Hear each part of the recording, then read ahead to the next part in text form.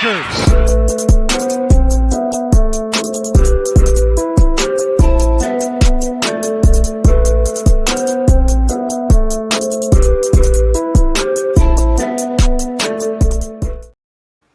Yo, what is going on, Breaker Nation? It is your boy Leaux, back up in this thing.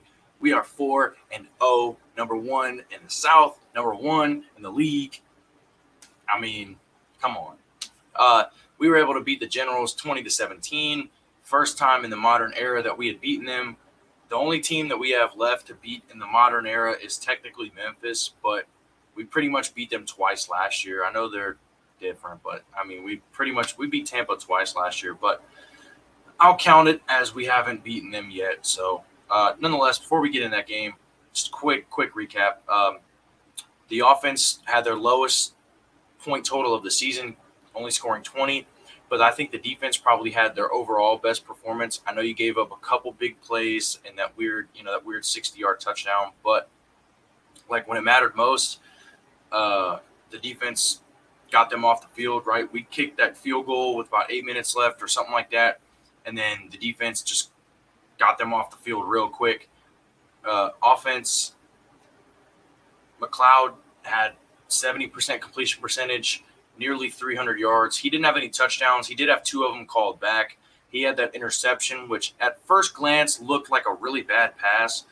But when McLeod was walking off the field, he was talking to Lee Morris, and it seemed like there was some kind of miscommunication or Lee ran the wrong route or something of that nature, so it's not as bad as it looks.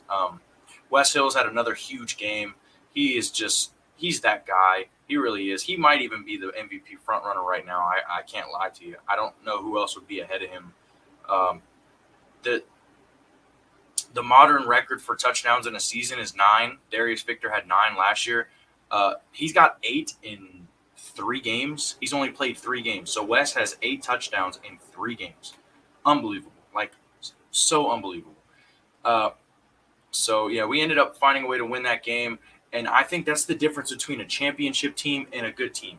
A good team could lose that game and, fight hard and be okay and probably still make the playoffs and things of that nature, but, like, a championship team takes a couple of swings from the other team and still finds a way to win. We got Jersey's, best shot. They gave us everything they got defensively. They gave us everything they had offensively, and we still found a way to win the game. That's what separates this Breaker team right now from the rest of the league, is that no matter what happens, no matter how close the game is, how not close the game is, they find a way. The defense could give up 30 points or 17 points, and when it matters most, they find a way to make plays to secure the victory. So, anyways, I'm going to get into this this preview. Week 5, we got the Memphis Showboats. Again, for the first time in the modern era, we are playing the Showboats. So I'm going to get into some players to watch. The big 3, McLeod Bethel-Thompson leads the league in passing yards. Wes Hills leads the league in rushing yards. Sage Surratt leads the league in receiving yards. And I think all 3 of them could have a big game. And I know I've had them on here a couple of times as players to watch in a couple of games, but they lead the league in their respective categories, so obviously they're going to be on this list at times. The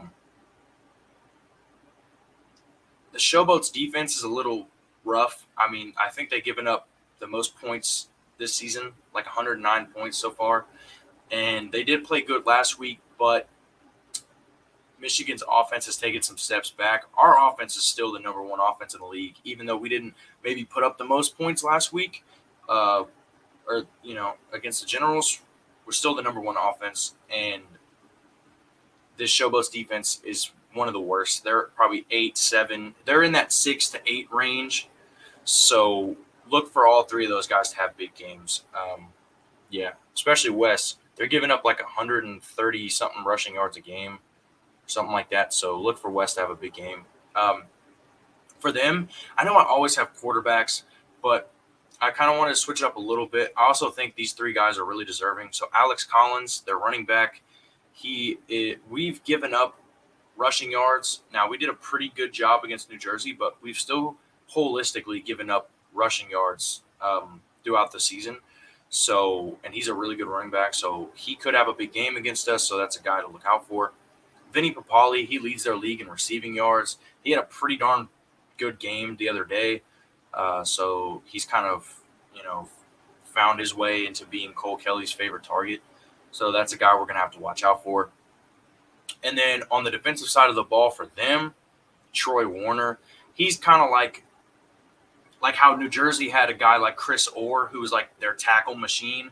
That's kind of what Troy Warner is. His brother is like an all-pro NFL linebacker, so he's got that family lineage. But yeah, Troy Warner, he's a tackle machine. He's all over the field. Like, he's going to be there on every single play. So that's a guy that we're going to have to look out for at all times. Keys to victory offensively, start fast. We kind of did last week, but then we kind of slowed down. We got to start fast, for the entire first quarter. So start fast, get that first touchdown in, stack another touchdown on that, put the pressure on early. Attack the secondary. Memphis' secondary is not that good.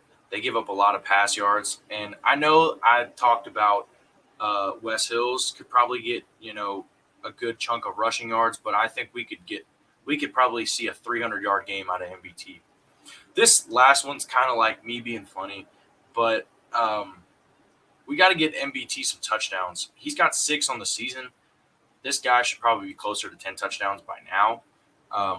And West Hills gets a lot of rushing touchdowns, especially as we get closer to the red zone and closer to that, first and goal from the 5 area, that 5 to 10-yard range. He gets a lot of touchdowns, but I'd like to see McLeod get a couple more touchdowns in and start to really – he's in the MVP race, but, I want him to kind of solidify himself as the front runner or like the guy who's second, you know what I mean, that top 2 in that MVP race. And I think getting him some touchdowns would start to do that, which that doesn't really mean a whole lot in the grand scheme of things, but it would be nice to get him some more touchdowns. Defensive keys to victory. Contain Cole Kelly and Collins, but you got to contain them in different ways. Cole Kelly is, and I wanted Cole Kelly, by the way, to be on the breakers. Before we have McLeod and stuff, I did want Cole Kelly here, so I did kind of study up on him a little bit. He led his college in rushing touchdowns the 2 years he was there at Southeastern Louisiana, and then now he leads the Memphis team in rushing touchdowns this season. So he's a guy that's going to have to be contained in the rush game. We can't let him get those 3rd and 7s. But also, if they get closer to our goal line, we can't allow him to break off one of those 7-yard touchdown runs or get that QB sneak up the middle, because he will do it, and he's dangerous when it comes to that. Now, containing Collins is different. That just holistically in the entire game, we've got to contain him, especially because our defense has given up rush yards throughout the season. So, that's a guy that we're going to have to try to contain. And then no big plays. We've kind of had this weird thing where we've just had these long plays that we've given up, and we did it again last week. We gave up like a 60-yard touchdown to Cameron Eccles-Looper. We got to eliminate those plays, man. We got to keep things in front of us. And if they're going to score, we got to make these teams earn it. We can't just give them these weird, wacky 30-yard, 40-yard, 50-yard touchdown plays. So eliminating big plays, and even just beyond that, just giving up these huge 30, 40-yard runs or just 30, 40-yard pass plays. We gave up a 3rd and 19 on a pass play. We have to eliminate that stuff now before it becomes an issue later in the season, because you don't want that to come back and bite you in the playoffs or in a championship game. So contain Cole Kelly, contain Alex Collins, and no big plays. Now, I'm going to give you my weekly picks. I'm not going to lie, my weekly picks have been very meh, but I'm going to give you these. I got Michigan beating Pittsburgh 16-15. I think Pittsburgh's going to be a tough team to beat regardless. Any game that they're in, I think it'll be close, especially because their offense has gotten better. I know Jersey kind of beat them, but even then it was really close late in that game. So, excuse me. I think Michigan in front of the home crowd, again, they're going to finally find a way to get this win and get their losing streak kind of over. I don't know what it is, but Houston's been balling. I'm going to give them the edge over Birmingham. I think Birmingham can make mistakes. If Pittsburgh converts one of those field goals into a touchdown, Birmingham's probably going down. And I think Houston is the team that, if you're playing them and you're giving them these dumb turnovers, like, they'll make you pay. So I think Houston's going to find a way to win this game. I don't know what it is. I'm drinking the purple Kool-Aid or the red Kool-Aid, I guess, in their spaces. But I'm picking Houston. I think Birmingham is not – it's not last year, man. They're not freaking prime Alabama, right, where it's like, oh, you can't beat them. Like, no, they're beatable. They are beatable. They're still kind of injured now. They will get a couple of guys back. Could make a difference, but we'll see. And then I've got New Jersey beating the Stars. I think they're going to get their bounce back win. They had an emotional loss this week, but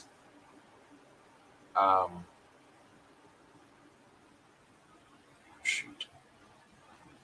I just realized I made a mistake. Listen, it happens. Don't mind me. Anyways, I think New Jersey's going to find a way to win their game, bounce back, and start to, as the season progresses, they're going to start to solidify themselves as the number one seed in the North, and it's going to start this week beating Philadelphia. Now, with our game, I had a typo on there. It's my bad. I think our offense has a bounce back game. Okay. New Jersey's defense is super good, and they gave us a heck of a fight. But I think our offense bounces back this week against Memphis because Memphis's defense is not nearly as good as New Jersey's. And the offense finds a way to score 30 this game, which they're averaging 31 a game. So, like, if we could get, somewhere in that range, that'd be good. I think Memphis can put up some points. Their offense has gotten, better with Cole Kelly in there. But I just don't think they're going to be good enough. They're 1-3. New Orleans has proven to me that they are the top dogs. Now, I will say this. If there was ever going to be a trap game, it would be this one because you're coming off of back-to-back emotional victories. You've got a Memphis team that's 1-3. They just won. They're really hungry. So if there was going to be a trap game, this is the game. That could be a trap game. So they're still going to have to earn this one. It's the USFL. You're going to have to earn every victory, right? It's any given Sunday. It applies in this league too. But regardless, I think New Orleans finds a way to pull it out, start the season 5-0 at the midway point, be the number one team in the league, number one team in the South, and start to kind of run away with this thing. So anyways, that's all I got for you guys this week. So until next time, Breaker Nation, is your boy Leaux signing off. Peace.